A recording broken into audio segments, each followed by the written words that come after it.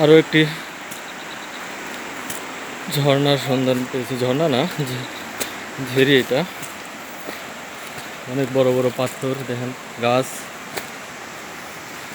ধ্বংস হয়ে পড়ে আছে। এক্সিলেন্ট সিনাপ দেখানোর চেষ্টা করতেছি আপনাদের। রোডগুলো কিন্তু খুবই বিপজ্জনক, তাই খুবই সাবধান।